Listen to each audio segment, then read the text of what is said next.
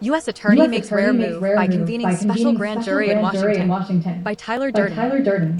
Wednesday, August 12, 2026, 4:20 p.m. D.C. U.S. Attorney Jeanine Pirro has taken the rare step of convening a special grand jury in Washington, according to the Washington Post. U.S. Attorney for the District of Columbia Jeanine Pirro walks outside the White House September 2nd in Washington. Mark Schiefelbein/AP. It will be overseen by Steven Vander Velden, a key Pirro lieutenant, the Post said.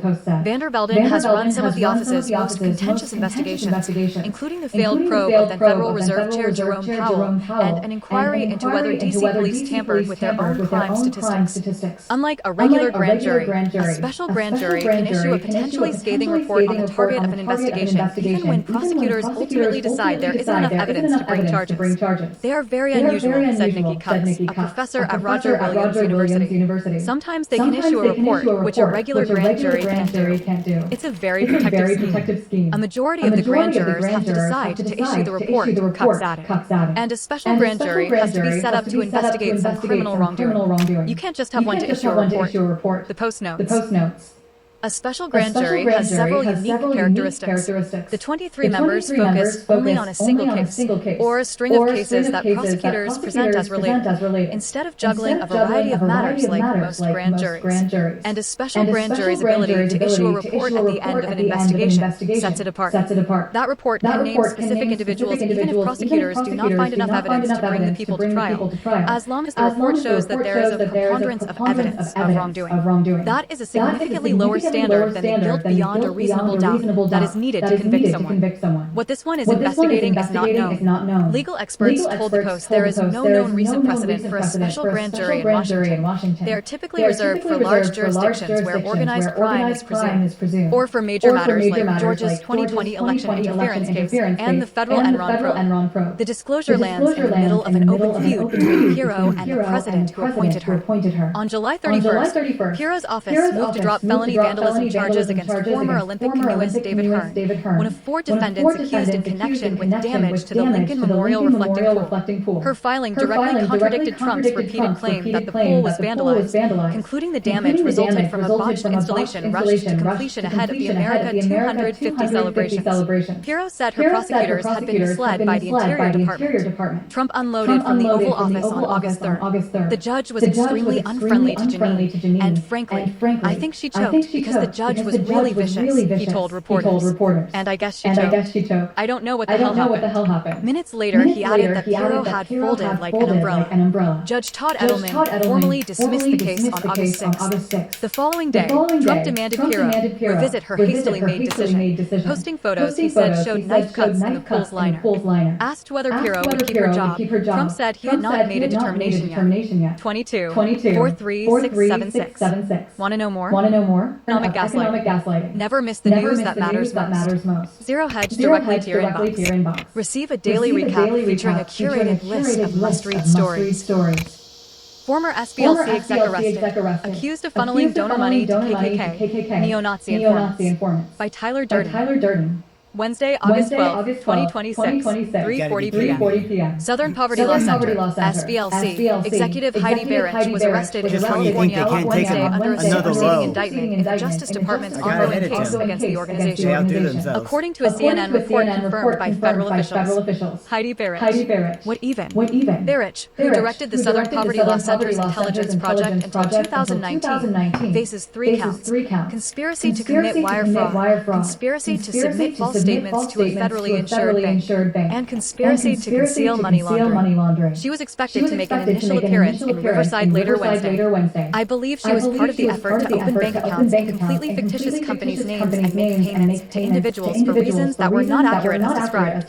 Attorney General Todd Blanche told reporters Wednesday. This is exactly what we said would happen in a case like this. At the center of the allegations is an SPLC program that paid informants embedded in extremist organizations, the nonprofit publicly publicly monitored and campaigned against. Prosecutors allege Barrett helped oversee those payments and shared a bank account with one of the informants receiving them. That informant, identified in charging documents as F9, allegedly infiltrated the neo-Nazi National Alliance.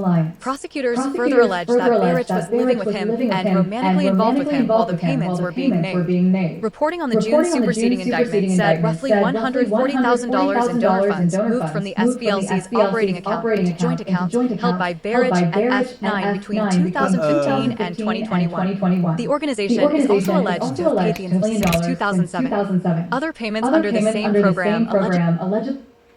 Uh-oh. When people start commingling donor funds or other people's money in general, that's a big no-no. That's basically a Madoff move. That's the whole reason why advisors are required to have a third-party custodian hold their funds, like Fidelity or IBKR, for instance. Nor do we want to have it. We don't want that conflict of interest. But anyways, as we were.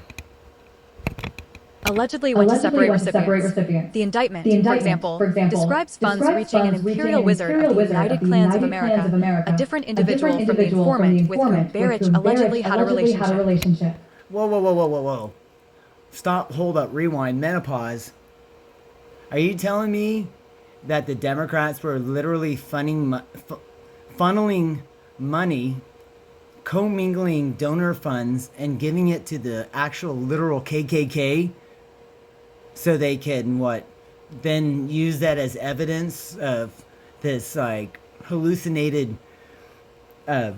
uprise of white national racism in America that didn't exist before they started bringing it up? I gotta say, I remember being younger and racial tensions were a thing, but they got resolved. I mean, it wasn't even an issue until, I think, not until recently, into this whole fake news BS. And the only people who are talking about racism were basically Democrats. Everyone else, it wasn't even a subject. So, racism only matters to people who are racist. People who are not, don't talk about it, don't care. They don't look at people based on their heritage. It doesn't matter if their ancestors were close to the equator or further up north. At the end of the day, we all bleed red. What matters, just like Malcolm X said, is the quality of one's character. Sometimes people are misguided angels, and over time they can see what they need to know. But some people just don't care, and those are called fools. There's no convincing them, and there's no point in even arguing with them, because then you just accidentally validate their foolish argument. It's best just to be like, psh, whatever, and just walk away. If they put a hand on you after that, then you have a right to defend yourself. So that's taking the high road. There's no shame in walking away from a fight with a fool. Save that fight for when you need to protect someone or save your own life. Don't waste it on a fool. That you can't beat sense into a fool. I'm just saying, they know it all already, So, anyways, back to the regularly scheduled program here. Relationship. According to prosecutors, F9 also broke into the headquarters of a white supremacist organization and removed approximately 25 boxes of documents. Those materials allegedly became the basis for a 2015 Hate Watch article written by Barrett titled Chaos at the Compound. A second informant was allegedly paid about $6,000 to take responsibility for the burglary and conceal the identity of the original source. An attorney for Barrett denied wrongdoing, calling the case meritless and politically motivated, and saying she looks forward to presenting her side. You gotta be kidding me. They went that far to try to promote racism? What is wrong with these people? It's getting so old, y'all. Just wasting everyone's time with this nonsense. Let it go. Yeah, just like Jesus, let it go. I'm letting go. I'm letting go. I'm letting go. I'm letting go. I'm letting go. I'm letting go. So I'm telling y'all, Jesus is not a hater. He's actually faithful. Maybe y'all should be taking some notes. Back to the program. In court, an SPLC spokesperson had no immediate comment. The SPLC has contested the government's case from the beginning, arguing that prosecutors are mischaracterizing a long-running intelligence-gathering program designed to monitor violent extremists. Its attorneys have also emphasized that law enforcement agencies made use of information generated by SPLC informants. Initial indictment. A federal grand jury in Montgomery indicted the SPLC on April 21st on 11 counts, 6 of wire fraud, 4 of bank fraud, and 1 of money laundering. Prosecutors allege the organization funneled more than $3 million in donated funds to at least 8 informants associated with groups including the Ku Klux Klan, Aryan Nations, the National Alliance, and the National Socialist Party of America between 2014 and 2023. According to the indictment, some of those payments were routed through bank accounts opened in the name of fictitious entities, such as Rare Books Warehouse and Tech Writers Group. The SPLC is manufacturing racism to justify its existence, Blanche said when the original charges were announced. The SPLC pleaded not guilty in July and moved to dismiss the indictment, arguing that the prosecution was vindictive and that the administration was retaliating against the organization for identifying and criticizing extremist groups. On August 7th, U.S. District Judge Emily Marks rejected. This just reminds me of, I think it was a couple of years ago, not too long ago, that famous actor on the TV show Empire, I think it is. I forget his name. A black actor. I think he said that someone left a noose on his desk or something. Or no, he said that he got mugged when he went to Subway by a MAGA, some like radical MAGA. Have y'all not learned anything? MAGA is Christian. We're a peaceful religion, y'all. You know, we don't have to take out non-believers. We're actually humble. You know, we have grace. We forgive. You can be redeemed for your sins if you're sincere to Jesus. And you know what's crazy though? I don't know why I'm on a Jesus kick today. Maybe because I went and played basketball over at the church by my house. And then listening to Alter Rave When Bass Meets the Cross, which is an awesome album, by the way. You know, I never was really one for Christian music. I've always listened to rock and roll. But it's pretty damn good. Especially if you're playing like basketball and stuff. The beats all... Anyway, I can get off subject. But what really got me, though, is when they found the Dead Sea Scrolls and matched them to the Ethiopian Church's original Bible. And they matched 100%.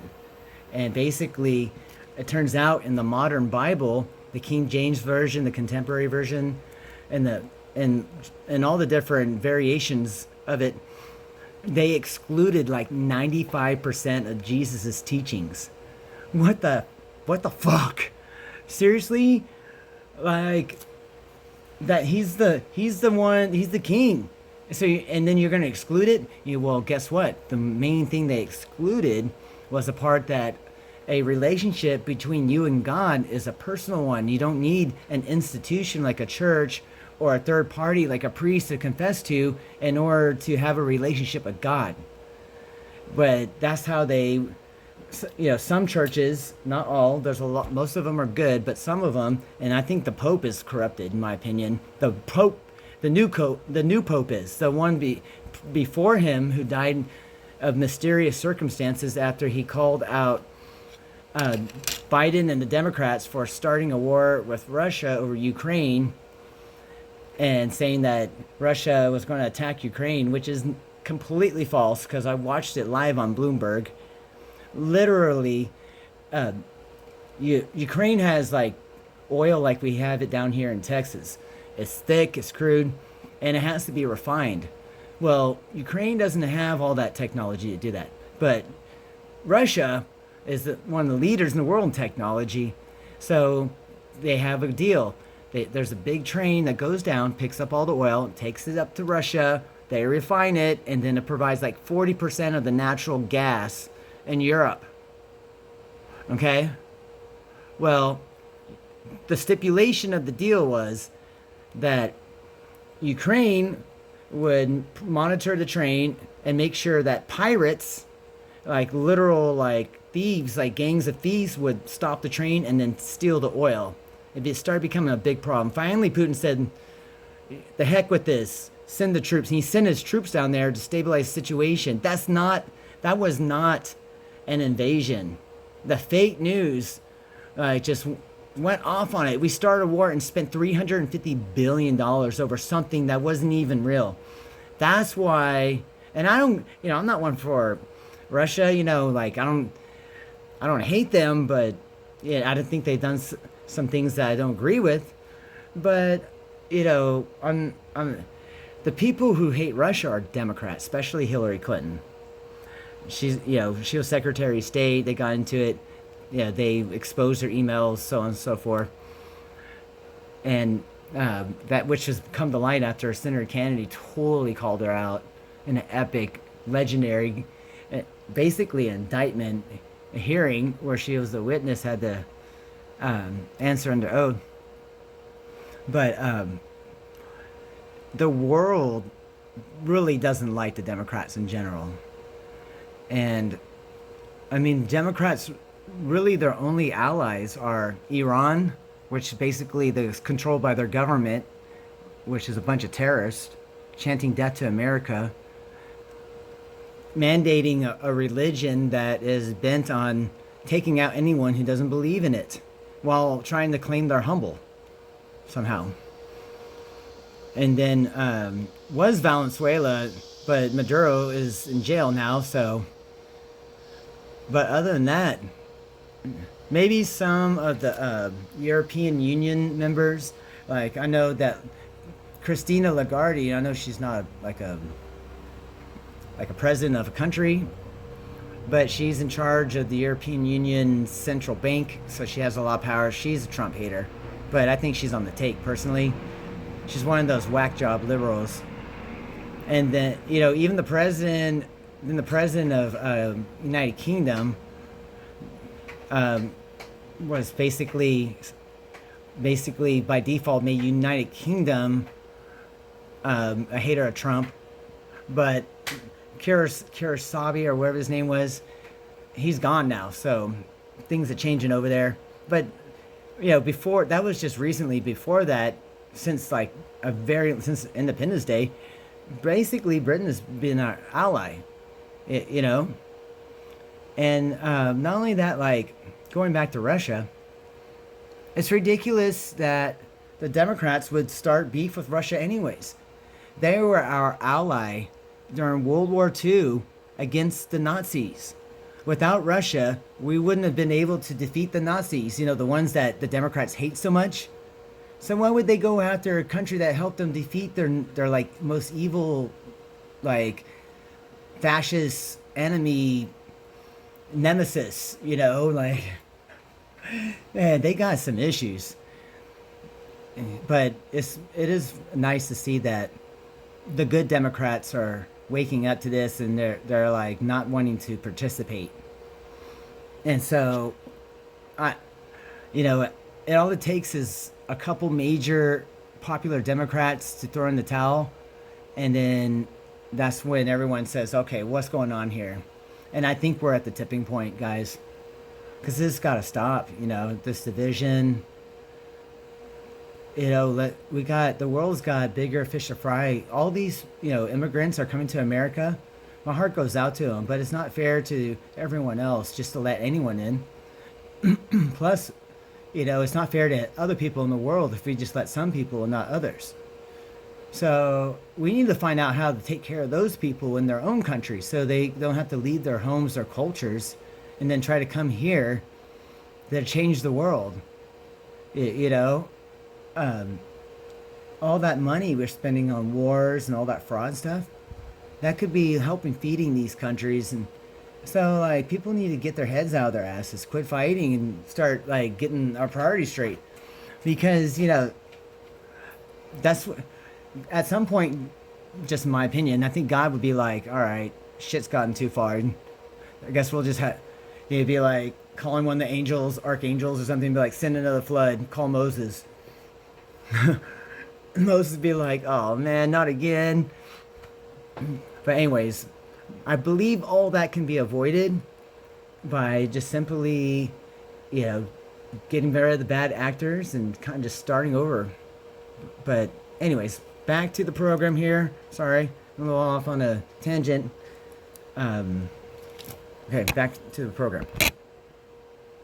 That motion, finding that the SPLC had not demonstrated prosecutorial animus. We covered that ruling here, as well as the unusual timing of an Atlantic story targeting FBI Director Kash Patel 3 days before the original indictment here. The FBI severed its relationship with the SPLC in October 2025. In its most recent available filing, the organization reported gross receipts of $339.3 million and assets totaling $822.2 million. At a June 9th House Judiciary Committee hearing titled Manufacturing Hate, Part 2, witnesses testified that the SPLC's hate group designations had been used as screening criteria by payment processors, donor-advised funds, corporate giving platforms, and web hosting companies. In practice, witnesses argued the SPLC's privately maintained list could carry consequences resembling those of an official government designation, despite there being no formal due process mechanism for organizations placed on it. One witness told the committee that its organization lost access to charitable giving platforms, web hosting, and nonprofit software pricing after appearing on the SPLC's hate map. Those claims remain witness characterizations rather than judicial findings, but they are now part of the congressional record, and the fact that federal law enforcement agencies previously relied on intelligence produced by the SPLC is not in dispute. Berich left the SPLC in 2019 amid the upheaval that followed the firing of co-founder Morris Dees and the departure of much of the organization's senior leadership. She later co-founded the Global Project Against Hate and Extremism, where she continued working as an extremism researcher. 27 756415. Want to know more? California orders NGO serving as financial backbone for single-linked Marxism causes to cease operations. By Tyler Durden. Tuesday, August 11, 2026, 5 p.m.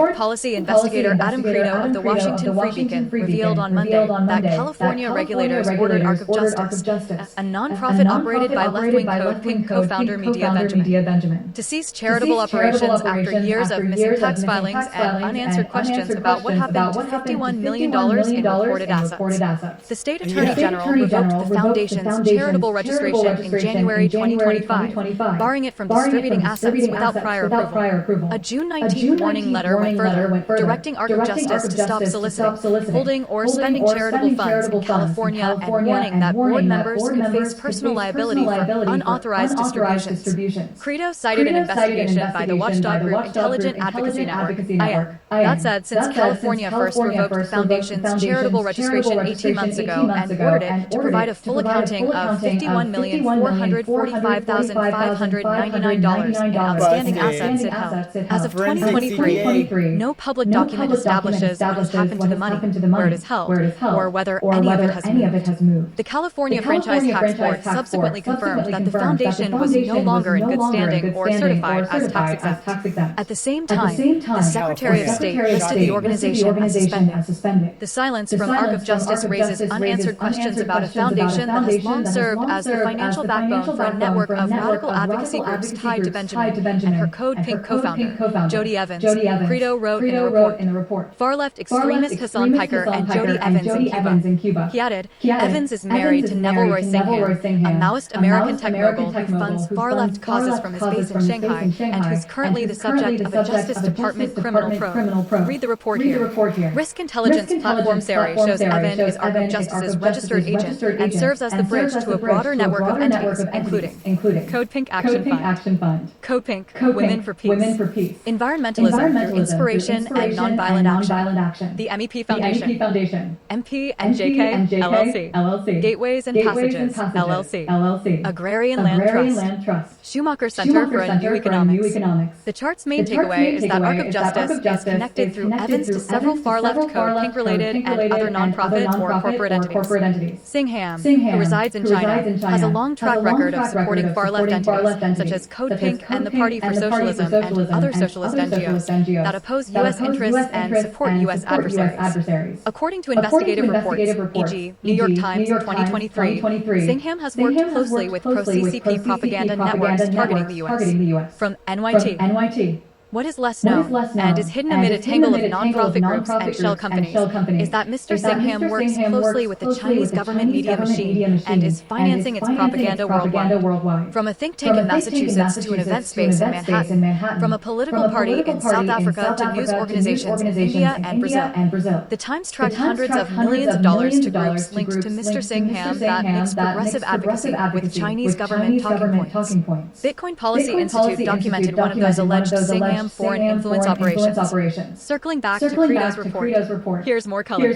Singham is reportedly under federal investigation for breaching federal law by funneling millions through his nonprofit groups to Chinese entities and then lying about it on tax forms. The shadowy benefactor's dark money operation is under pressure, according to Sam Lyman, a former senior advisor to Treasury Secretary Scott Bessent. For years, Neville Singham and his associates have been playing financial shell games across a series of U.S. Hold up, rewind, menopause. The shadowy benefactor's dark money operation.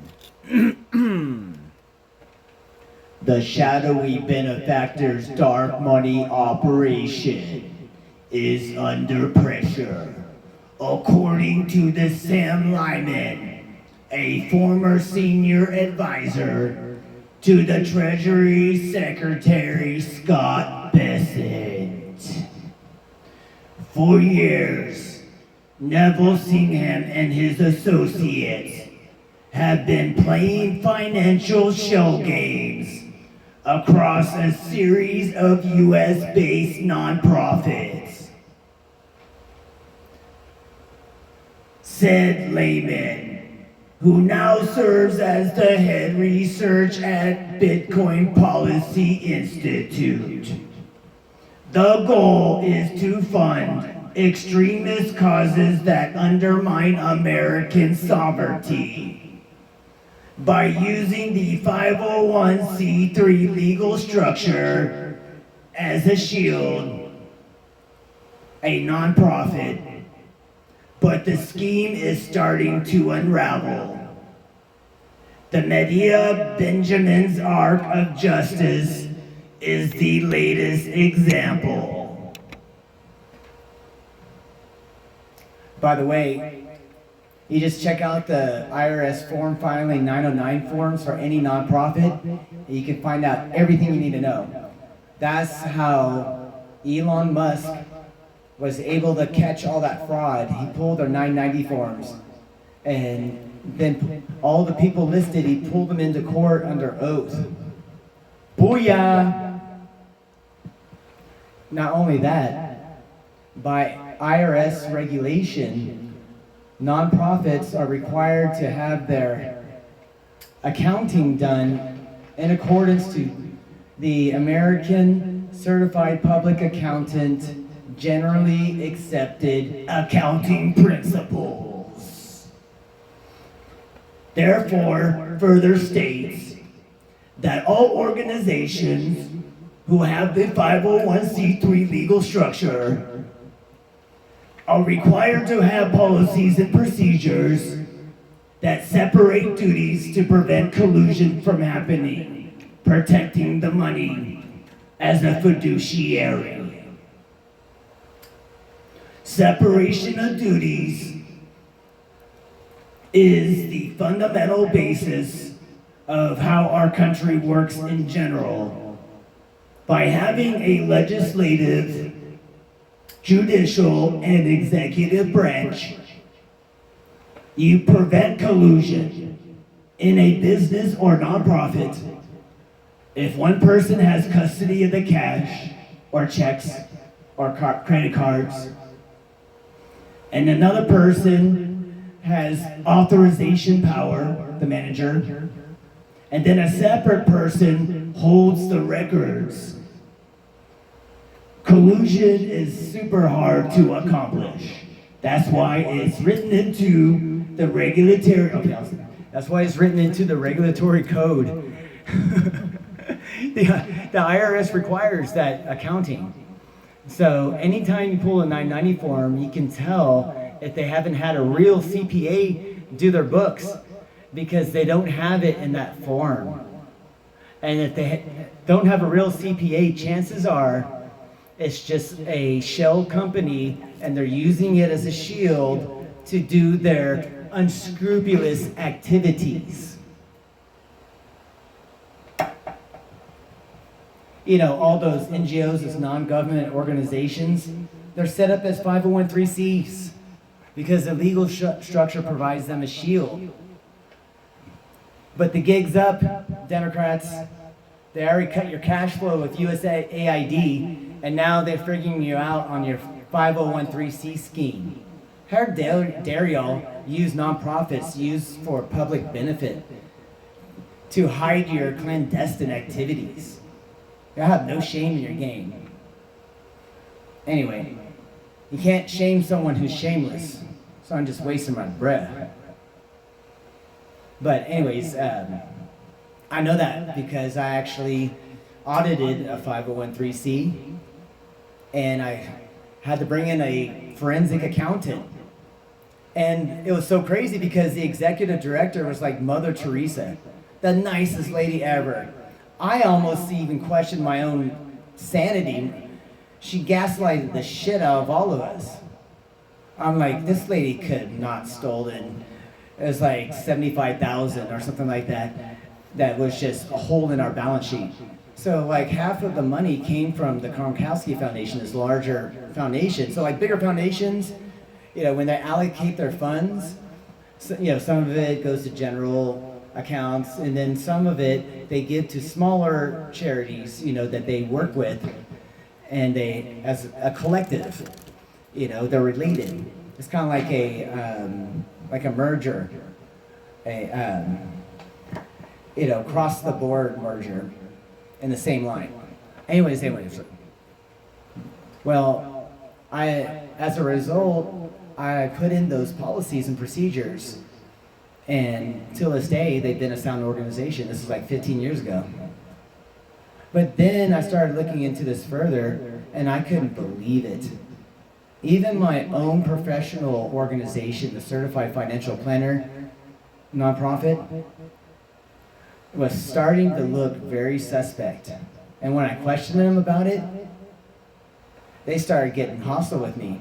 So I looked into it, and the first clue I had was, right on the website, they're promoting inclusion, diversity, and equity.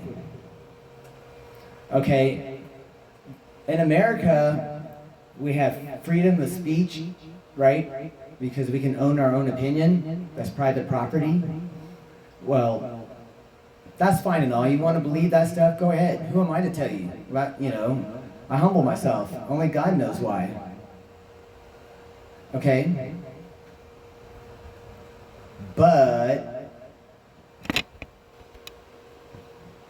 I was already not happy with them because I was already dealing with this fake public disclosure that was put on my firm. I got it removed now because it was baseless, but for like over a year, I had this thing and I had to explain something I didn't even do.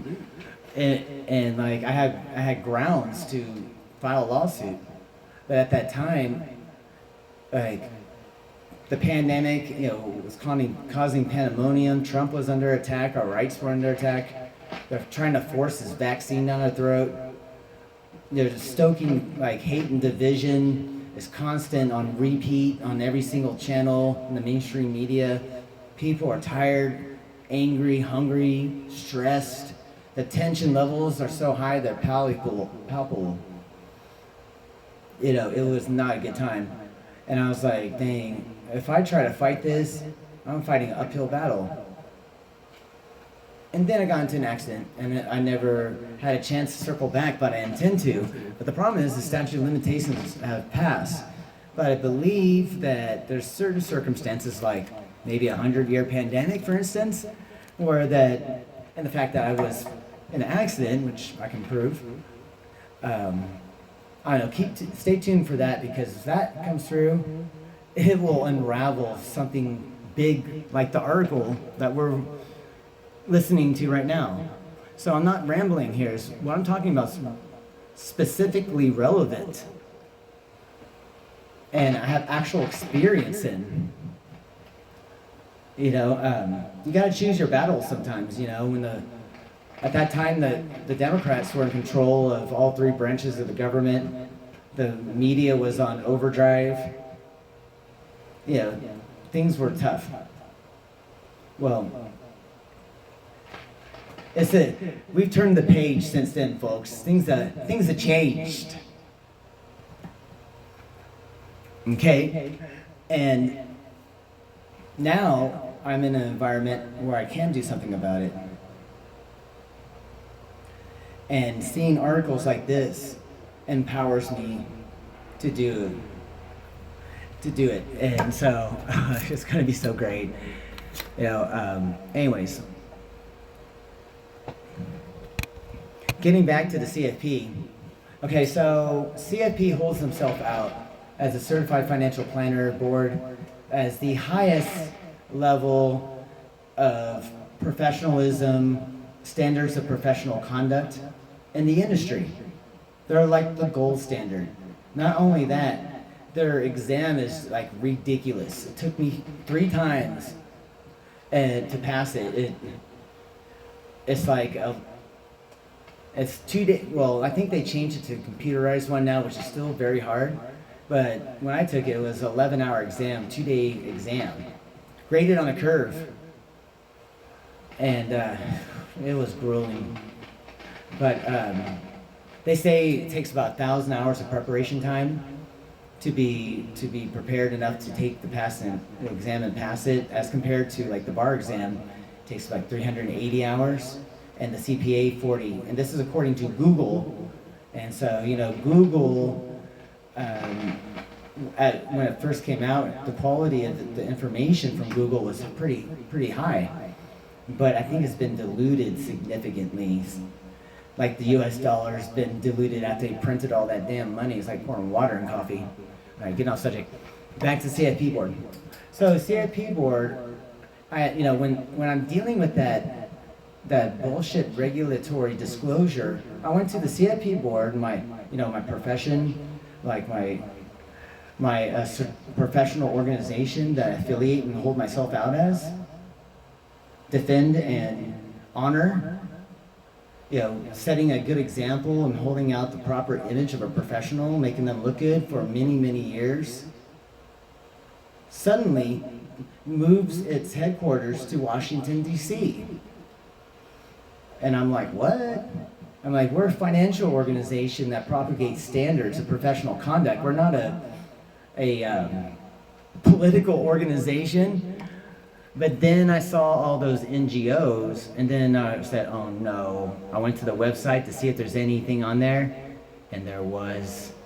One of the tenets of professionalism, as according to the supposed highest standard, is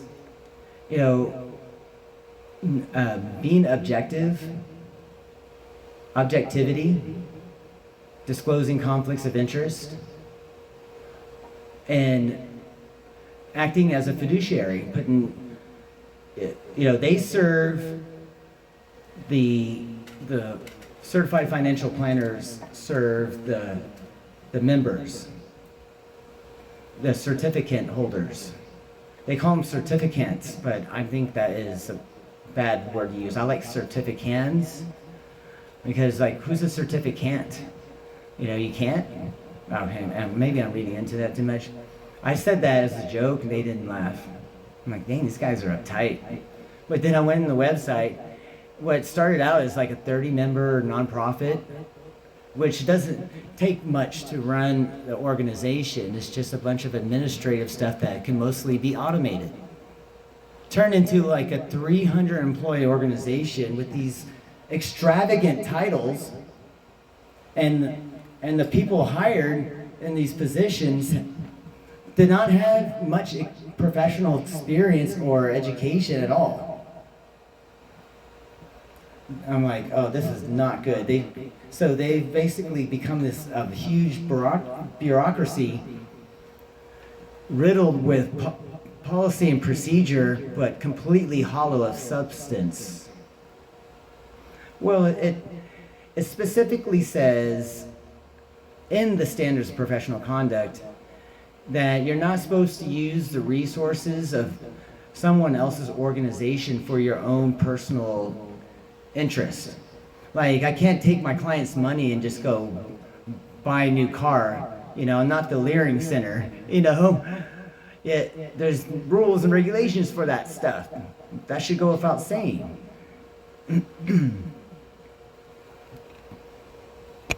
But when they are actively promoting their own idealism and using the Certified Financial Planner platform, website, and publications, that is a clear violation of the objectivity standard and also the professionalism standard. And the first standard is professionalism. And that just boils down to one thing mainly: eliminating conflicts of interest, and if you can't, you got to mitigate them. And you do that through disclosure, transparency, upfrontness, honesty. And honesty includes not omitting material facts, materiality as a standard of professional conduct. But when you're using the resources of the organization to promote inclusion, diversity, and equity, you are violating your first rule, your number one rule of professionalism. And so I said, well, I called them out on it, and I don't agree with these ideals, but who am I to say, Last time I checked, only God knows why, which is also a really good song by Kid Rock. But y'all are breaking your own rules, and y'all didn't help me when they put that bogus shit on my record. Y'all should have had my back. What the hell's going on here? Well, anyways, I totally called them out on it. And they tried to say that, well, you didn't report this disclosure in a timely fashion. And I was like, okay, how do you know that to be a fact? And they said, well, here's Exhibit A, and they brought up the questionnaire. I was like, oh, okay, did it occur to y'all maybe to ask me first before jumping to conclusions? Considering I've been a board certified financial planner for like 15 years now with nothing on no problems at all. Don't you owe me some benefit of doubt? It's like that violates your objectivity standard also, and your diligence standard too. Our standard. I still hold the standards. It's not my fault if y'all became corrupt. And so I looked it up. Turns out, thanks to the help with AI, that a certification organization tries to oust you and then uses a technicality policy to try to do it through procedure. Basically what bureaucrats do, Democrats do. Instead of through merit, they just do it through, basically cheating. So I said, okay, well, they've removed it from our record, so are y'all gonna let me renew my certification? Because it turns out it wasn't true. And so it would have been nice if y'all had my back this whole time. I had to fight it myself. It took me forever. And they're like, well, we're not going to renew it anyway because we don't like the way you approach this. I'm like, okay, so you don't like that? Oh, is this because of the Exhibit A? And they said, yes, you should have disclosed it. And I said, okay, well, Newsflash, I did disclose it. I called your chief compliance officer. I called the chief compliance officer of the Certified Financial Planner organization, that person who's in charge of all the legal matters and compliance. Every firm has a compliance officer, unless you're a small boutique firm like me, then you're the compliance officer basically. But if you're a compliance officer, you're basically running the firm. The compliance officer at the firm is the guy in the back who's basically operating it. He's the operator. He may not make the final decisions on some things, but he makes the decisions on the policy and the procedures and so on and so forth. And make sure people are complying with the rules they agreed to when they were brought in the first place. So I told them also, not only are y'all using the platform for your own interest, why, obviously you moved to DC for a reason. I'm like, are y'all getting some of that bogus NGO money that just came out? I was all, if I pull your 990 form, am I gonna find anything? They got so quiet. I was like, you know how suspicious it looks that y'all are not even answering to that? I was all, I tell you, you know what? I looked it up. Turns out there's case precedent, and it's actually a standard now, thanks to AI. And I believe I used ChatGPT for that, which I'm not thrilled with, by the way, because ChatGPT got his notoriety by being open source. But then I forget the name of the guy in charge of it, he reneged on it at the last minute. It's like a bait and switch. Then he made it private and sold his soul to the devil. But before then, it was pretty good. And I discovered that if I can prove beyond a reasonable doubt that the organization to which my professional certification is not following their own rules, and as a result they are retaliating against me by not renewing my certification, basically because they're run by a bunch of Democrats who hate me now, that I can hold myself out as a certified financial planner legally anyways, and that if they try to litigate in court, that they would lose on a general summary disposition. The judge would throw it out. He'd be like, no, get out of here. Y'all can't do that to him. And I got a mountain of evidence. I mean, I just named 2 things. I really investigated this. It goes on, and it looks like they might be getting some of that money. And, if I blow the whistle on that, I'm worried I might become a target. And they might try to unalive me. You can't say the other word, otherwise, they'll shadow ban you or whatever. But, you know what I'm talking about. And no, I'm not suicidal. Thank God. Life is challenging, but God gave us chance so the world wouldn't be boring. If there wasn't challenges in the world, you'd be bored all the time. That's the whole reason why you don't have men and women's sports. That's not a fair fight. It's so one-sided. There's no excitement, thrill, no chance of, That's why, we have a Super Bowl, because all the teams go through the conference, and then you got the best of the best. That's why we have heavyweight matches. Tiger Woods go. I mean, how do you not? Anyways, I'm not going to get off on that subject. That's a subject I should be avoiding. I don't even want to be part of that. I'm a financial advisor, okay? I'm not a gender studies, whatever, person. Not that there's nothing wrong with that, it's just I'm staying in my lane. But the point here is, I think that, I never, ever in a million years, oh my God, it really threw me for a loop. Because what I learned from the Certified Financial Planners Standards of Professional Conduct completely changed my life. I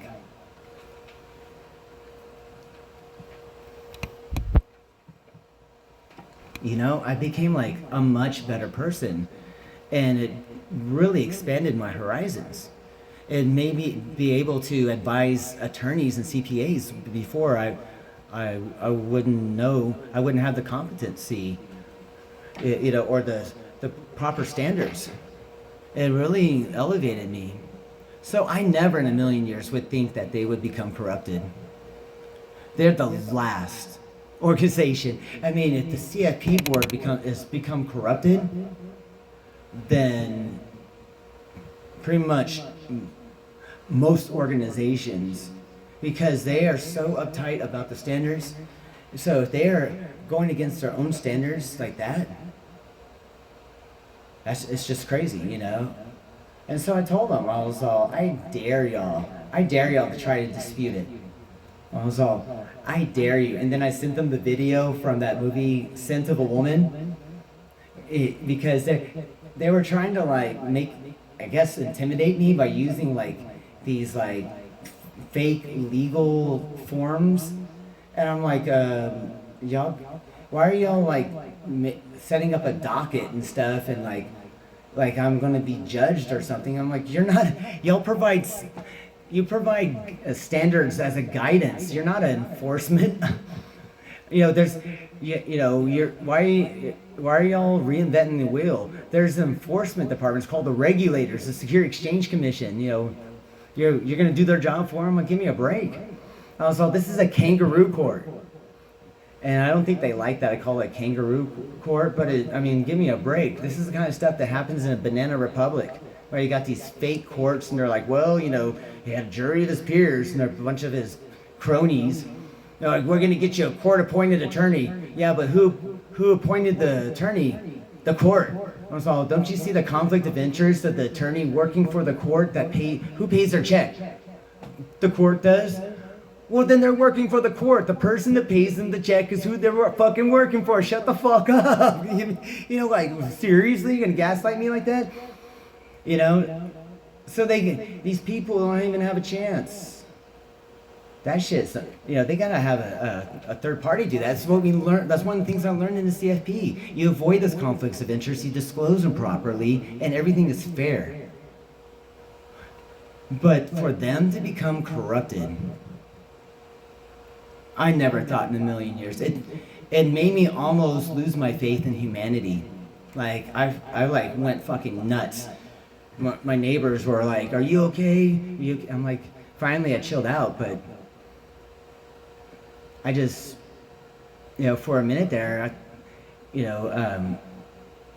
with all the chaos, with the pandemic and then being attacked, having, Trump being attacked, me personally, and at all levels, even my own fucking professional organization, to which, I always thought would be the foundation.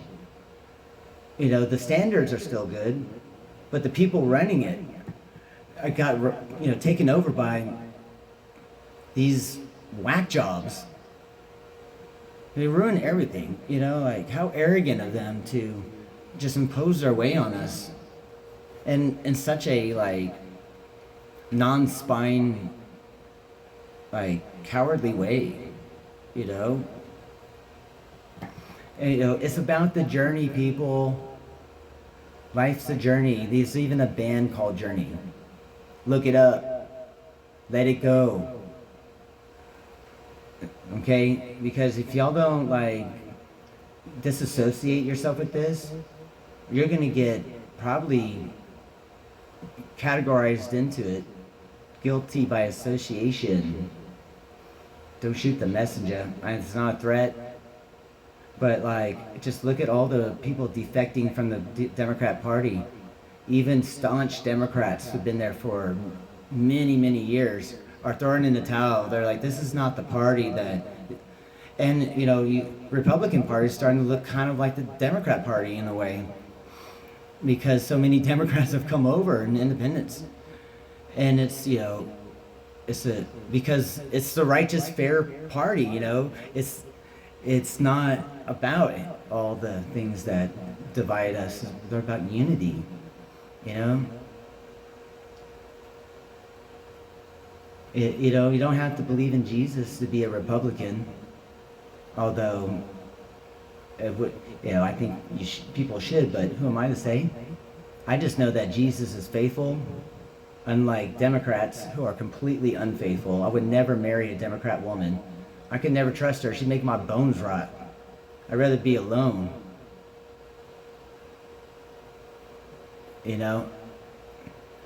Jesus is faithful. That you can trust. And he's not a hater. Jesus is not a hater. He saves people with his love. That's the opposite of hate. Haters gonna hate, you gotta have haters in order to have love. You wouldn't know the difference. But I believe God gave us chance so the world can be interesting. Because if there's no chance we just knew how everything was, like, I guess, before the Garden of Eden or something, I don't know. We'd always know the outcome of the Super Bowl. We'd always know who's going to win the heavyweight match. We know if Tiger Woods is going to win or not. We'd know that, men competing in women's sports is not fair. We know that anyways. But just trying to liven up the subject here.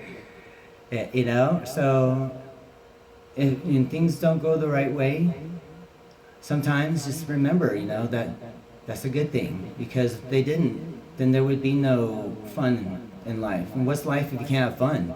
It'd be fucking boring as fuck. And no one wants that. That shit sucks. So anyways, enough of my preaching here. Let's get back to the subject at hand. The CFP board, I'm just so disappointed in them. But it's my mission, though, to call them out. I'm already doing a forensic analysis on their 990 form. And I just got done watching a video of Elon Musk and his team and how they dissected it in the court case. And with the help of my house attorney, we're probably going to, I don't know. They treat whistleblowers really bad. But that was then, this is now. Props to Steinbeck. Anyways, stay tuned, I'm not a broadcaster, I'm not a journalist, I'm just a financial advisor talking shit on his channel. But I'm actually giving you quality information here that you can't get anywhere else.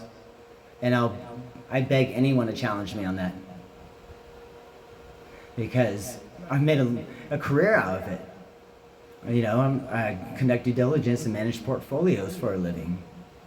So you gotta be in the know. And you gotta know how to weed out the fake news. They need to bring back Ron Burgundy when the journalist's reputation was important for the accuracy of the story and the audience to believe him, to have faith. I think that our mainstream media has formed a cartel, kind of like the oil cartel in the 70s when we had that oil scare.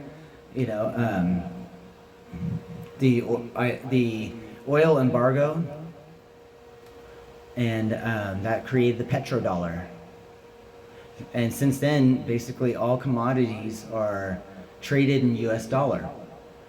That's why Japanese yen is one of the trades I like. I'm always posting on the Australian dollar, Japanese yen. Because yen's a carry trade because they got themselves in so much debt. They spread themselves too thin. And that's what happens when Democrats take control. They monetize all the debt so they can fund all the free stuff they're giving everyone. But then the debt gets so big, they can't do it anymore. And that's just like Margaret Thatcher said, socialism works until you run out of other people's money.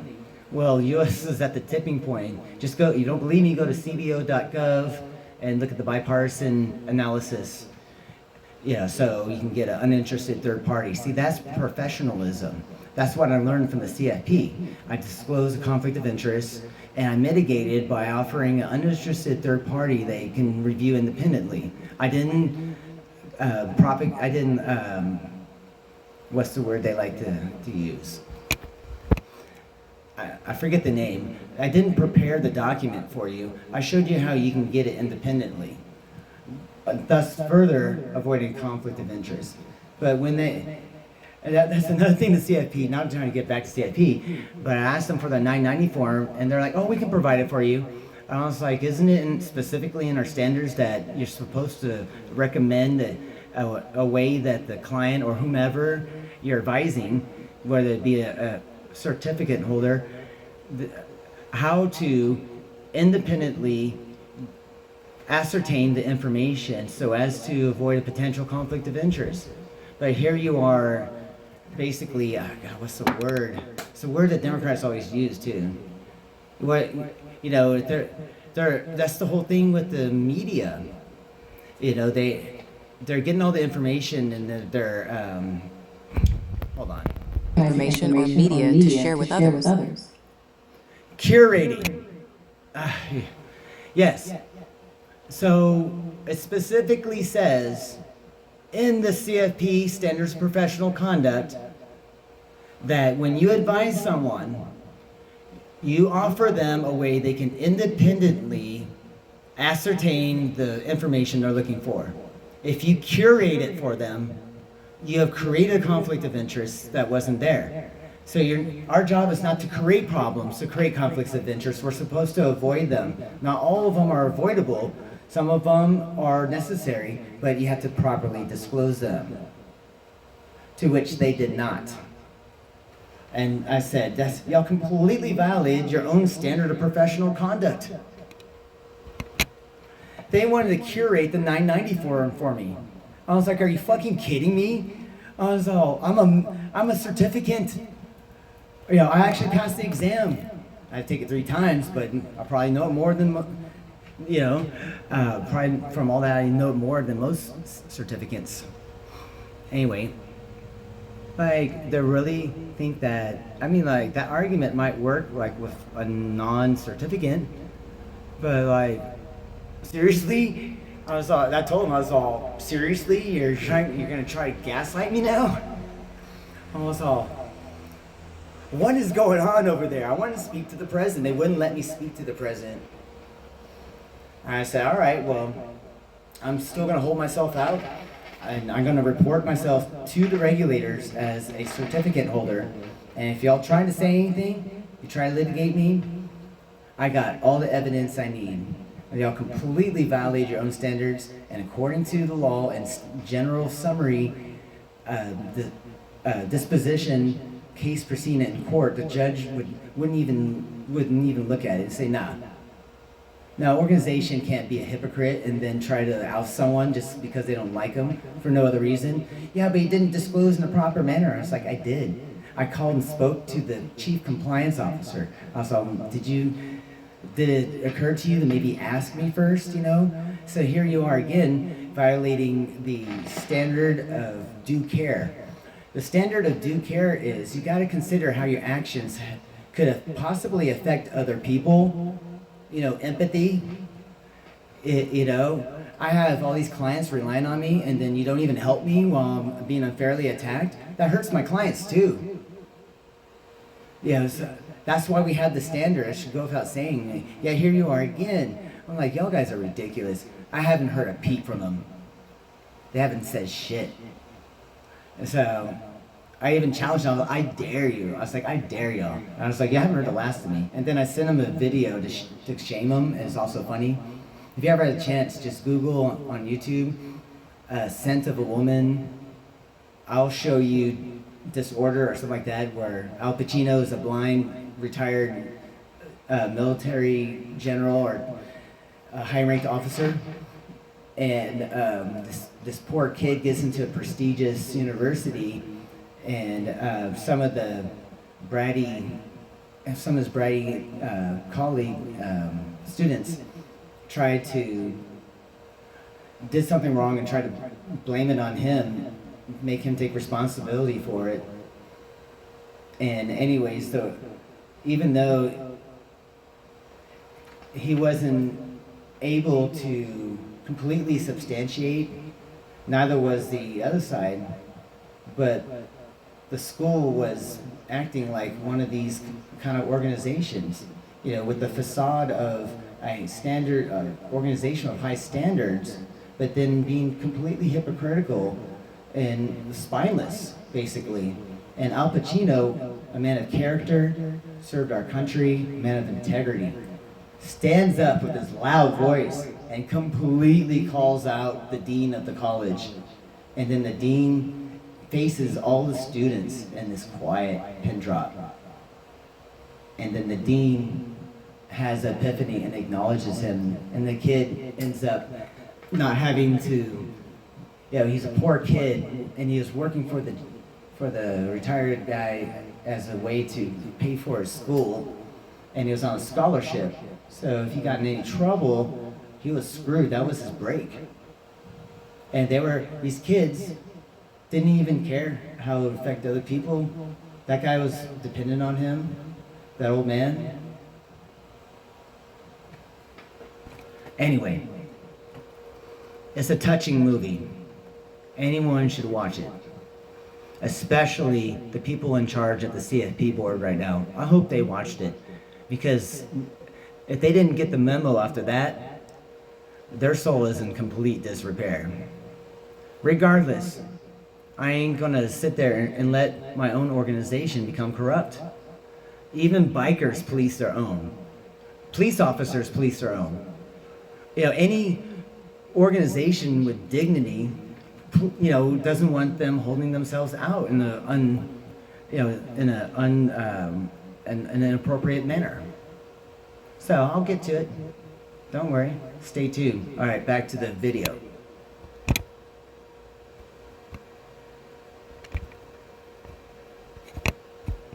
It took so long, I forgot. Okay, here we go.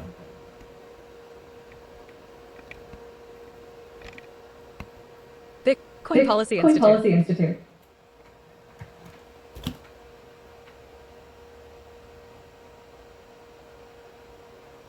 What?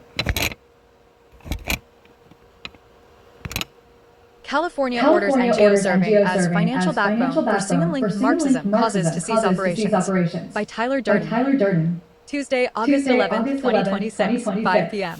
Foreign policy investigator Adam Credo of the Washington Free Beacon revealed on Monday that California regulators ordered Arc of Justice, a nonprofit operated by left-wing Code Pink co-founder Medea Benjamin, to cease charitable operations after years of missing tax filings and unanswered questions about what happened to $51 million in reported assets. The state attorney general revoked the foundation's charitable registration in January 2025, barring it from distributing assets without prior approval. A June 19th warning letter went further, directing Arc of Justice to stop soliciting, holding, or spending charitable funds in California and warning that board members could face personal liability for unauthorized distributions. Credo cited an investigation by the watchdog group Intelligent Advocacy Network, IANC. That said, since California first revoked the foundation's charitable registration 18 months ago and ordered it to provide a full accounting of $51,445,599 in outstanding assets it held. As of 2023, no public document establishes what has happened to the money, where it is held, or whether any of it has moved. The California Franchise Tax Board subsequently confirmed that the foundation was no longer in good standing or certified as tax exempt. At the same time, the Secretary of State listed the organization as suspended. The silence from Arc of Justice raises unanswered questions about a foundation that has long served as the financial backbone for a network of radical advocacy groups tied to Benjamin and her Code Pink co-founder, Jody Evans.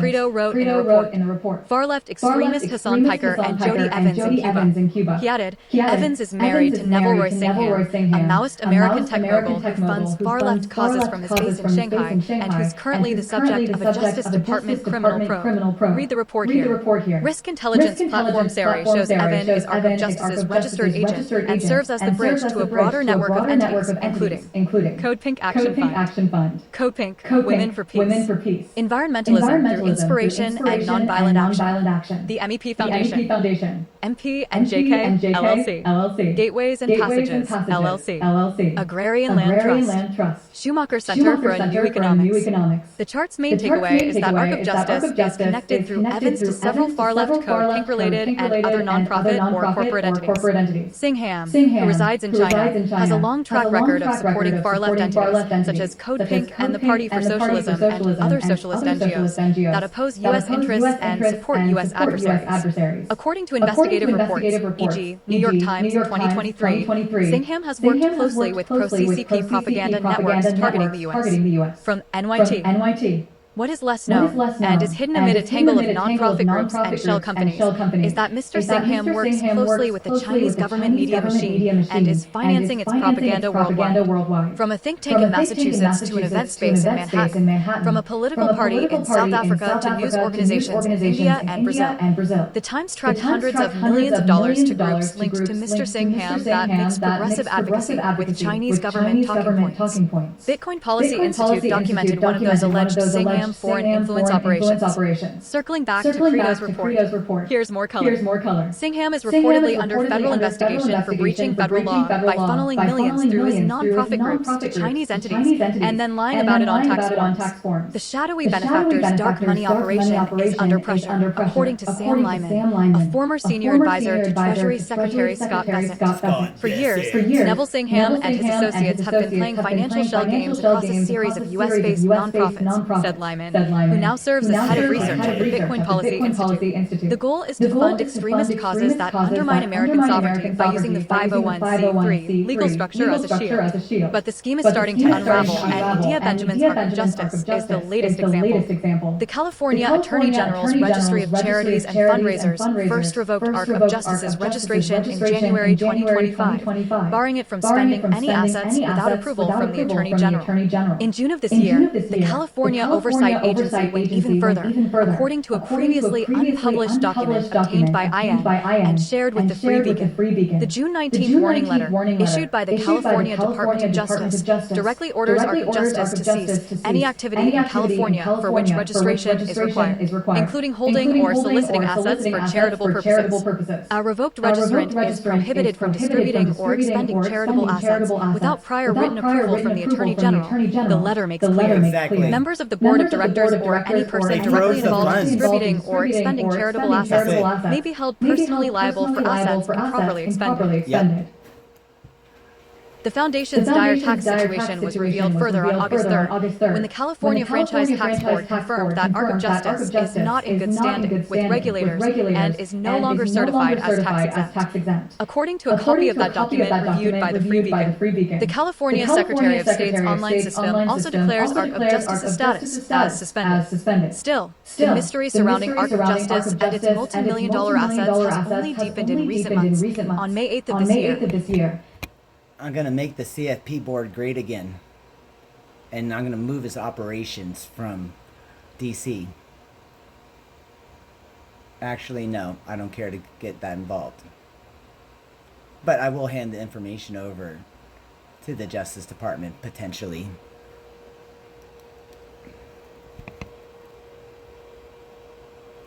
I still have my forensic accountant CPA friend. After the whole issue we had with the charity where I had to bring him in, and we caught Mother Teresa, the executive director. She was so like Miss Goody Two Shoes. She even had me like questioning my own sanity for a minute there. I'm like, how could this lady couldn't have stole it? You know, it's got to be somewhere. It's got to be. I looked everywhere. I'm like, then I realized, I'm like, we don't even have any, they brought me in to try to help get things organized there. I didn't know they brought me in to try to find out who's doing it. I think they knew it was her and they didn't tell me. They brought me in knowing that I wouldn't put up with that. I wish they would have let me know. Well, I knew something was up because when I first came in, I'm like, well, there's like a $75,000 hole in our balance sheet here. I'm like, the Kronkowski Foundation is going to want to see the certified, financial reports. And when they see that $75,000 of their money is unaccounted for, they're not going to renew the grant. And then the whole place is not going to have enough money to even fund its basic operations. And it would shut down the whole organization. And so, like, at this point, we need to get a forensic accountant in. Well, it just happens, one of my good friends from college I actually was going to become a CPA myself. I even got a degree in accounting, but I ended up getting a double major in finance. But we stayed friends, and I was like, hey, man, do you know any forensic accountants? He's like, I do that. I'm certified. And I was like, oh, man, I need your help. I got this situation. And he was like, Chris, I hate to say it, but, she has control of everything. She's got the record. She's got all the control of the checks, the cash that's from the register, and recording. And she has authorization. And so there's no way she can totally cover all her tracks. And but so I can do some trace modulation, some triangulation, some fancy like cyber shit. I don't know. It's not my area. But he figured it out. She ended up admitting it after we dropped the evidence on her. But it blew everyone away because it was crazy. This lady holding herself out as such a nice person. That's why you can't never underestimate anyone, people. She had the entire board convinced. She went on a smear campaign against me. I'm like, lest I remind you, I'm volunteering my time here. It wasn't something I initially was even going to get involved in, only because certain members pleaded with me to, review everything, since that's what I do for a living as a financial advisor, conduct due diligence. And I didn't know I was walking into a hornet's nest. And so the board set me down. They're like, we all owe you an apology. We brought you in to do this, and then she had us all convinced that you were not being cool about it. And I was like, well, I'm very outspoken, so she used that to make it look like I was unhinged or something. And but that's why people hire me, because I'm outspoken. I'm going to tell people what they need to hear. You can't help someone if you see, for example, in the most basic sense, if you have a friend and they have some food in their teeth, if they're really your friend, you're gonna be like, hey, you got some big chunk of food in your teeth, but if you don't really, they're your friend, or they're frenemy, a fake friend, then they're gonna not say anything, and they're gonna be like laughing at you. Hey, look, he's got a big old chunk of food in his teeth. Say you got toilet paper on the bottom of your shoe, you don't know it, and you're walking around the office. Well, anyways, the bottom line is, if I need to call on my friend, my CPA, forensic accountant friend, after what we went through, he would gladly come to help out, because we have such an amazing story. I should do a video on that alone. Maybe I'll get him as a guest. I almost have my studio all set up here. I'm excited about it. But anyways, we're going to finish this article, and that'll be it. And stay tuned for further analysis, KW Podcasts. Okay, as we were. Year, 7 days before the federal tax filing deadline passed, a new Florida-based nonprofit corporation was founded with the same name and same officers, according to IAN's research. The address provided for the group in Miami's downtrodden Little River neighborhood is the same one the California Foundation used on its federal filings for years, the Watchdog Group found. Google Street View images of the address, dating back to 2022, show a small, colorful shack adorned with peace signs and other cheerful imagery. The tangled tax web surrounding Ark of Justice is drawing scrutiny amid the closely watched federal grand jury probe into Singham, who has poured millions of his own money into Code Pink and other related causes.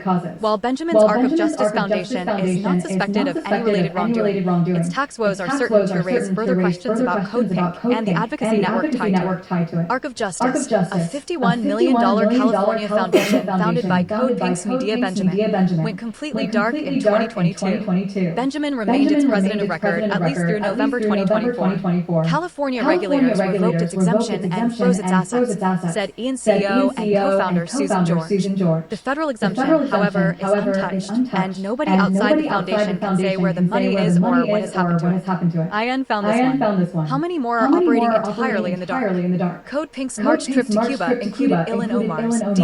Minnesota daughter, Isra Hirsi, and anti-Israel screamer Hassan Piker, who both praised the communist government. Benjamin herself, the New York Post reported, traveled to Gaza at least 7 times between 2009 and 2012 to meet with Hamas leadership, including the terror group's late chairman Ismail Haniyeh. Benjamin and her Code Pink cohorts have also traveled. Whoa. Stop, hold up, rewind, menopause. Are you serious? They're literally meeting with terrorists? That's literally like treason. That's a... How is she not arrested for that? Anyways.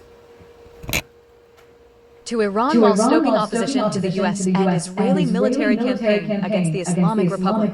Code Pink, Senator Tom Cotton, R. Arkansas, said in November 2025, has received funding from groups aligned with the Communist Chinese government and partnered with designated foreign terror organizations. Arc of Justice, formerly known as the Benjamin Fund, was incorporated by Benjamin in California in 2002 when she signed its Articles of Incorporation as the sole initial director. Benjamin's daughter, Maya Danaher, was listed as the foundation's treasurer at the time and, as of June 2026, is now listed as the CEO. Benjamin herself is no longer listed as an Arc of Justice officer for the June 2026 filing. From 2009...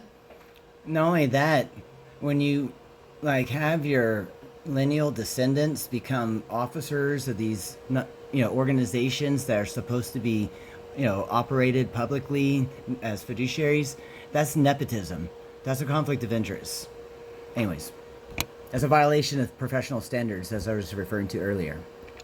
From 2009 to 2022, Arc of Justice paid Code Pink $2,214,200. Available documents compiled by IN show, even though federal law generally prohibits self-dealing between a private foundation and disqualified individuals, including foundation managers. The extent of the related party grant making documented here, much of it undisclosed, raises serious questions about potential self-dealing that only regulators can resolve. IN concluded in an earlier May 19 report on Arc of Justice finances.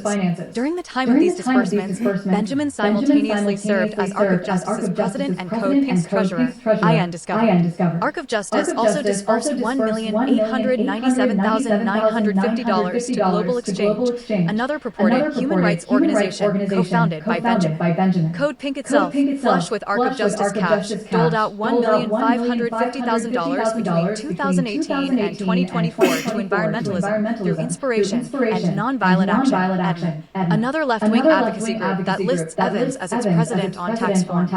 Evans, notably, is also listed as the Arc of... Remember, I was talking about the 990 form that Elon Musk used in court with his attorneys and Doge to bust those NGOs? Well, this is exactly what I'm talking about here, the tax form. That's how they found out that he was listed as the president on all these NGO organizations, which is a complete, obvious sign of fraud. Mad suspect, mad sus. I mean, sus infinitum. Of Justice Foundation's California agent for service of process. She was replaced as its agent in a 2026 statement of incorporation that was submitted to the California Secretary of State. Arc of Justice's own 990 picofarads filings disclosed Code Pink as a related party grantee. That's it right there, the 990 form. Right there. If you are dealing with any of these nonprofit organizations and they're trying to treat you unfairly, like what I've dealt with, this is your defense against that unfairness. You can look on the 990 form and it should give you the people who are behind it and what they're doing. There's a whole bunch of stuff in there you can use to determine if they really are in fact not legit. But if you can also determine, at the end of the day, you look at the forms and you find out, well, maybe you don't like what they say, but they're legit then. But I highly doubt it.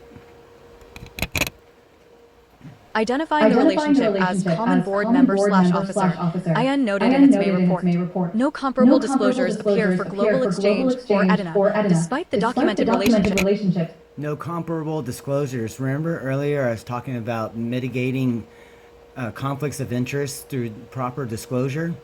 In the insurance industry, I'm licensed, Texas licensed insurance producer. I sell life insurance and pretty much all general forms of insurance. And the way the insurance industry is set up is based on commission. And sometimes people can be employees, but like 99% of it's commission. And you might be part of an agency, you might be an independent broker. Either way, you're getting paid a commission. Whenever there's a commission's involved, there's an incentive to sell more to get more commission, sometimes not in the client's best interest. Okay? However, in the insurance business, people don't wake up in the morning, they're like, hey, baby, all right, I'm excited. Let's go see our life insurance agent and talk about our death potentially. Like that doesn't make people pop out of bed. So insurance is not bought. It's not, supply side, it's sold. And in order to sell insurance, you got to remind people what they stand to lose by not doing something that's within their control. And at the end of the day, you can't put a price tag on peace of mind. Knowing your family's taken care of no matter what, you have the funding mechanisms in place.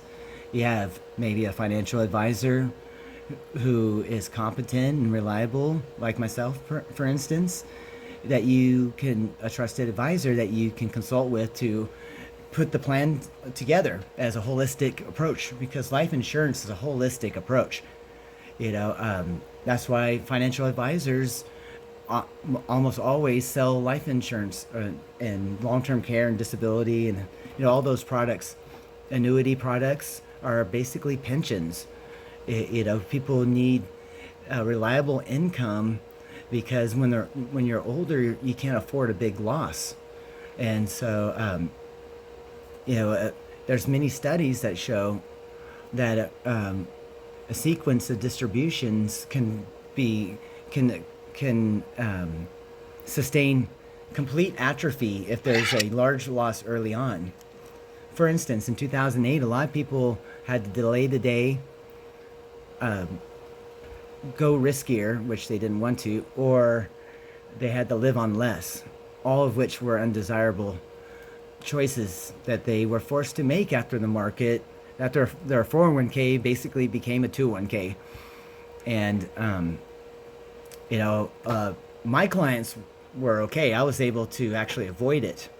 If the market was already at extreme valuation levels based on long-term metrics, but so I had already gone pretty conservative in my client accounts, but no one could have seen that because they completely covered up all those toxic mortgages.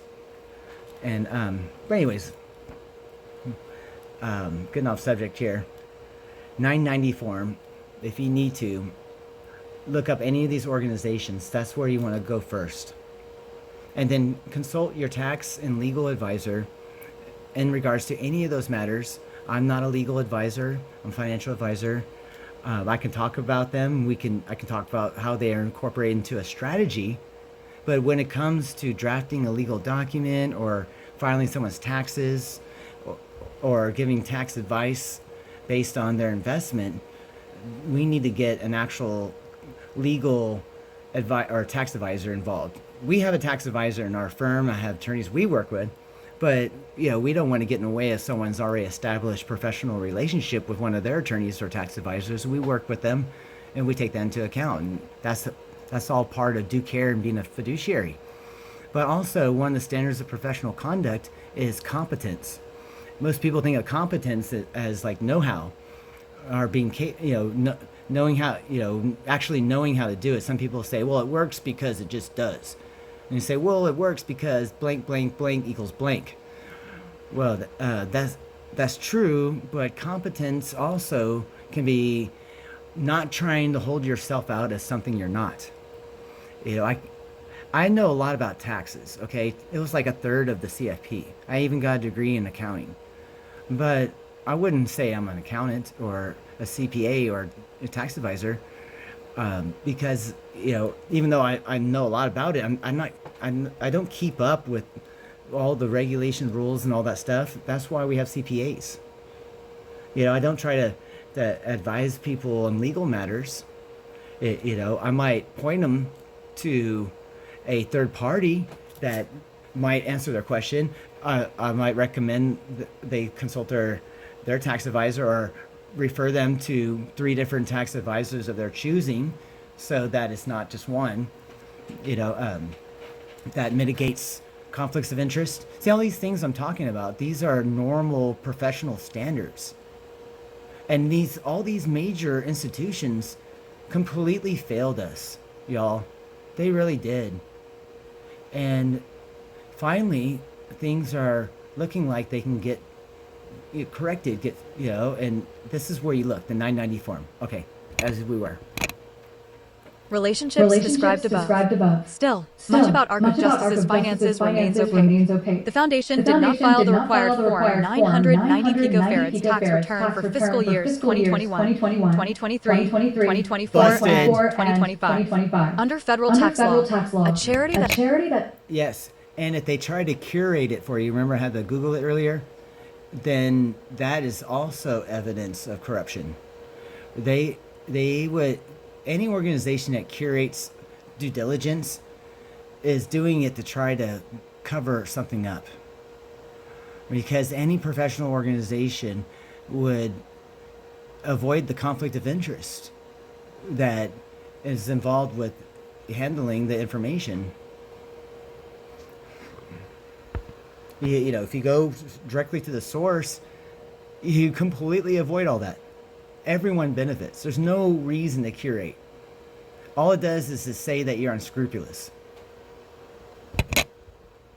that fails to file its return for 3 consecutive years should have its tax-exempt status automatically revoked. For Arc of Justice, that should have occurred on May 15th of this year, though records indicate no such action was taken by the IRS, which did not respond to a Free Beacon request for comment on the matter. The last tax document filed by Arc of Justice also offers little clarity about its finances and disbursements. In 2024, the Foundation furnished a 990 T form to the IRS, which only documents business income and is mostly unrelated to a charity's tax-exempt activity. That form, which Benjamin signed, reports no grants, no recipients, and nothing about how charitable funds were used, according to IAN. The irony is that this NGO is part of a network that sympathizes with communism and failed to meet basic tax obligations. More importantly, the enforcement action phase suggests federal investigators may be circling NGO networks. No. Like Margaret Thatcher says, socialism works until you run out of other people's money. Case in point.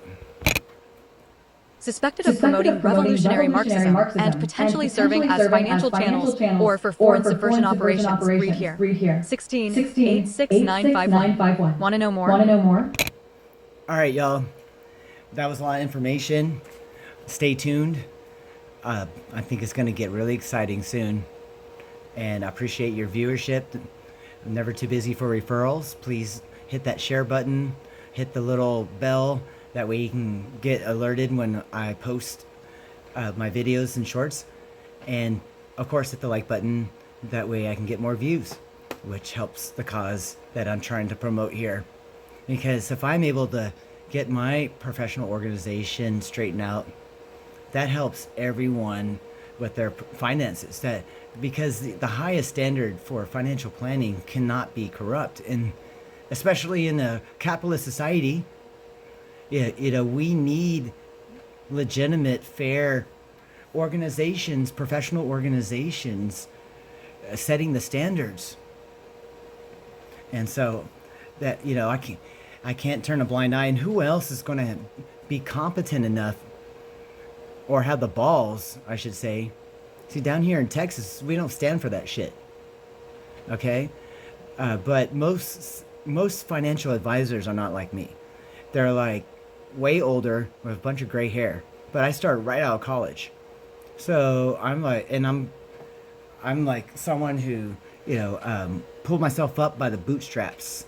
I started my business on my own merit. And so I'll be damned I want to sit here idly. That's why Trump got involved. That man got everything he wants. He can't be bought. He's a grandfather. He's got grandkids, beautiful family, lovely wife, wealth, notoriety. That man cannot be bought. But it takes the likes of a staunch businessman to come in and set things straight, because things have clearly gotten so bad that even the highest standard of professionalism in the financial field in a capitalist country has even gotten corrupted. And that is like, it's like you come into a house, you see one roach, that's the tip of the iceberg. The whole place is infected.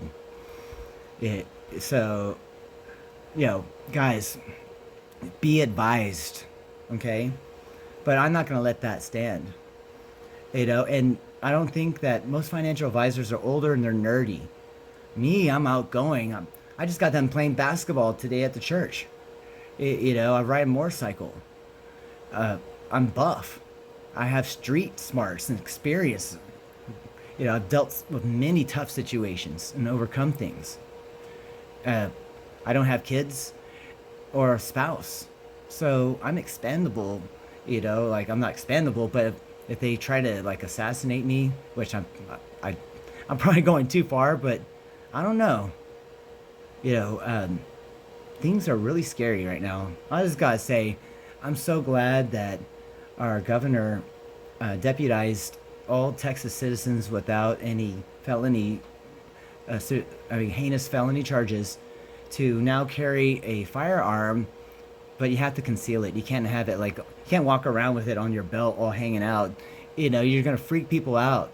But they know there's not enough manpower in the police department, especially after the stupid Democrats defunded us. But there's not enough police, National Guard, to defend yourself against 25 million illegal non-citizens that came into our country unfairly. And so that was a really good choice, because I happen to be the main kind of target. I'm white, straight male, Christian, financial guy. I'm a capitalist, but I'm like, y'all, I live in a sanctuary city, and every time I go somewhere, I get fucked with. And you know what? Having that gun on me, I'd never use it. It would have to be a last resort. But at least I know that I can protect myself if something crazy does happen, and I can sleep at night as my wife. She sits right next to me in bed. But you know what? I gotta say, it does provide a level of security, and that's why we have the Second Amendment. And so we can, people have a right to protect themselves. That just goes back to the Stone Ages. That's just encoded into our DNA. Everyone has a right to defend themselves. And anyway, made me think of this movie. Remember the first Conan the Barbarian? Classic. Arguably my personal favorite, all-time favorite. But arguably, I would say one of the all-time best movies ever. And at the very beginning, the father's talking to his son. He says, "Son, you can't trust no man." Here, I'm going to try to do the voice. Son, you cannot trust no man, no woman, no beast. But this, the steel, this you can trust. I know it's going a bit too far or whatever. I'm just being silly now. But it's kind of true, though. You can't really trust anyone these days. It's like a mind virus. But people are waking up to it. But, the people have been conditioned with all this hate and division. And I'm the target of it. And so I got to be really careful about what I do. But, honestly, it's not. Things have gotten a lot better. But I would say maybe about a year ago or further, it was really bad. I was really afraid for my life. And there were times where I got attacked. Even my neighbor tripped out on me. The cops came. He got arrested for assault. But, I ended up getting into it with my neighbor. I probably should have kept my mouth shut. I was talking shit. But I mean, I was already at my wits' end with all the craziness. And, that's why, remember earlier I said, walk away, don't acknowledge a fool. That's why. But anyways, he ended up getting in trouble anyways. He didn't hurt me at all. But, just avoid that. These people most of them don't know what they don't know. And, when they lash out at others, they feel bad afterwards. And it's because they know it's wrong, but they're afraid that if they speak out, that they're going to get canceled, they're going to lose their friends, maybe their job or something, they're going to get attacked. And, we got to just pray for them that they have the courage to stand up to this tyranny and not stand for that. Because that's how they control, with fear. That's dictatorship, That's not cool. Anyways, I don't want to get all preachy here, but, guys, just remember that they're hurting inside deeply. That's why they're lashing out. So instead of getting angry, pity them, because you wouldn't want to be them. I know I wouldn't want to be. So let's pray for them that they can, find internal peace inside and let it go, and we can all finally move on for God's sake. Amen.